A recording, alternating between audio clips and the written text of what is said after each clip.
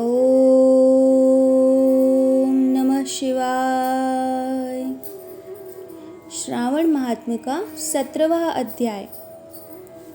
पवित्रारोपण। भगवान श्री सदाशिव ने श्री सनत कुमार जी से कहा, हे देवेश, अब मैं तुम्हें शुभ पवित्रारोपण के संबंध में बताता हूँ। पहली सप्तमी के दिन अधिवासन कर अष्टमी के दिन पवित्रारोपण करना चाहिए। जो जीव पवित्रा बनवाता है उसके पुण्य का फल कहता हूँ।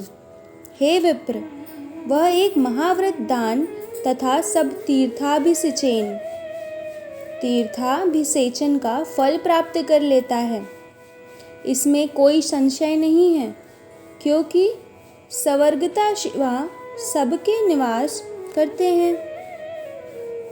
अतः ना तो आदि दुख, पीड़ा और व्याधि होती है, ना उसे शत्रु का भय होता है और ना ही उसे ग्रह पीड़ा सताती है। हे विप्र, नर तथा राजाओं के पुण्य की वृद्धि करने वाला इससे बढ़कर दूसरा कोई साधन नहीं है।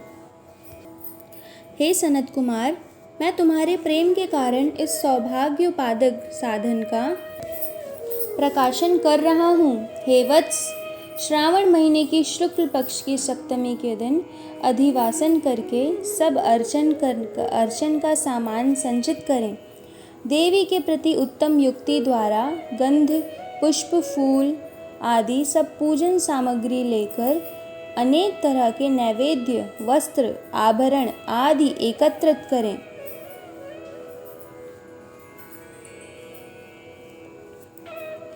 फिर पवित्रा निर्माण करके पंचगव्य प्राशन करें।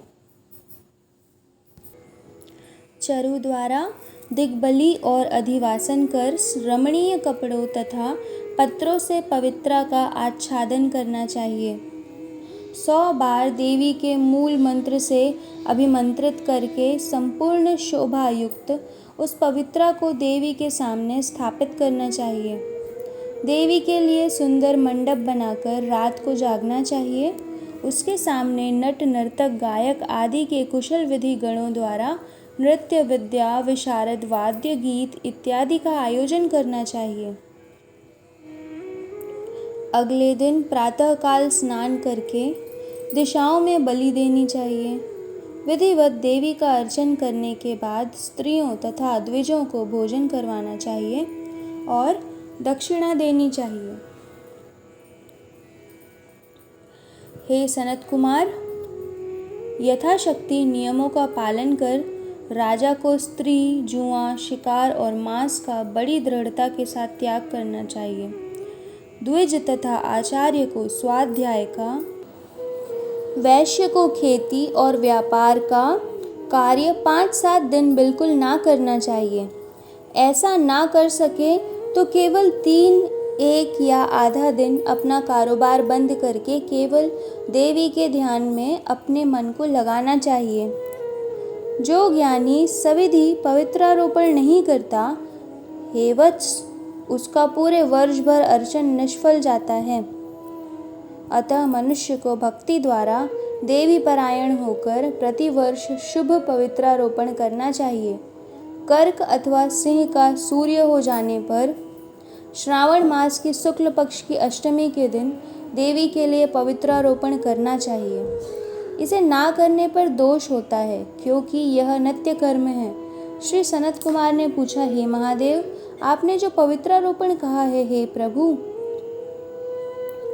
उसके निर्माण की विधि ठीक तरह से मुझे बतलाइए। भगवान सदाशिव ने कहा, हे वत्स, रेशमी वस्त्र, कुश या कांस से निर्मित या ब्राह्मणी द्वारा रुई से सूत कटाना चाहिए।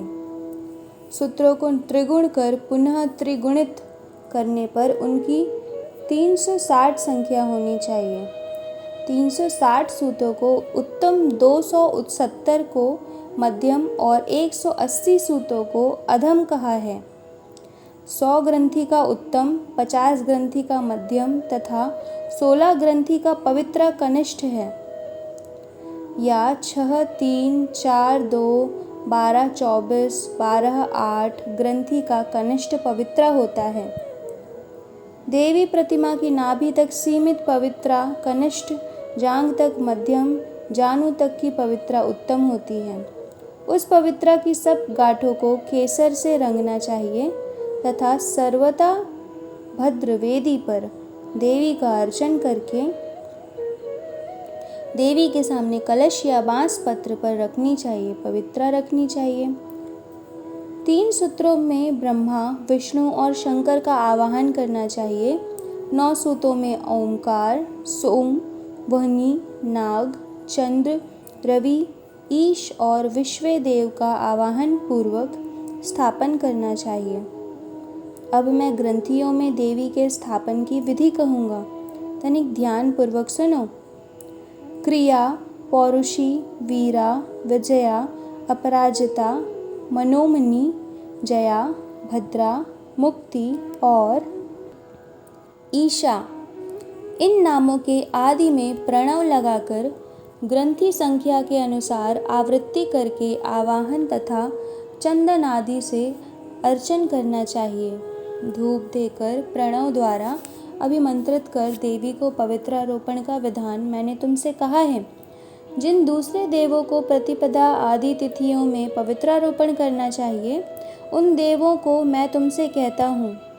धनद, श्री, गौरी, गणेश, चंद्रमा, गुरुजन, भास्कर, चंडिका, अम्बा, वासुकी, ऋषि, चक्रपाणि, अनंत, शिव, ब्रह्मा और पितर इन देवों का प्रतिपदा आदि तिथि में अर्चन करना चाहिए। यह पवित्रारोपण प्रधान देवों का है।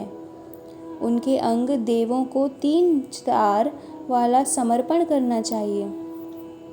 भगवान श्री सदाशिव ने कहा, हे सनत कुमार, सावन मास में दोनों पक्षों की नवमी के दिन का जो विधान है, अब तुम उसे सुनो।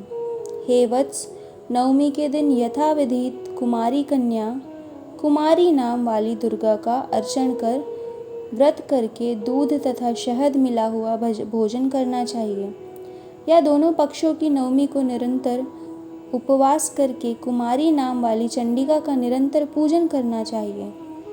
चांदी की प्रतिमा बनाकर उसमें भक्ति द्वारा दुर्गा पापनाशिनी का कनेर के फूल, गंध, अगर, चंदन, दशांग, धूप और लड्डू द्वारा पूजन करना चाहिए। कुमारी को भोजन करवाकर भक्ति से ब्राह्मण और ब्राह्मणियों को भोजन करवाना चाहिए। फिर मौन हो बिल्व पत्र भोजन करना चाहिए। जो मनुष्य उत्तम भक्ति द्वारा दुर्गा की पूजा करते हैं, वह जहाँ निवास करते हैं उसी परमोत्तम लोक को जाते हैं। हे विपेंद्र, मैंने तुमसे यह नवमी का विधान कहा है।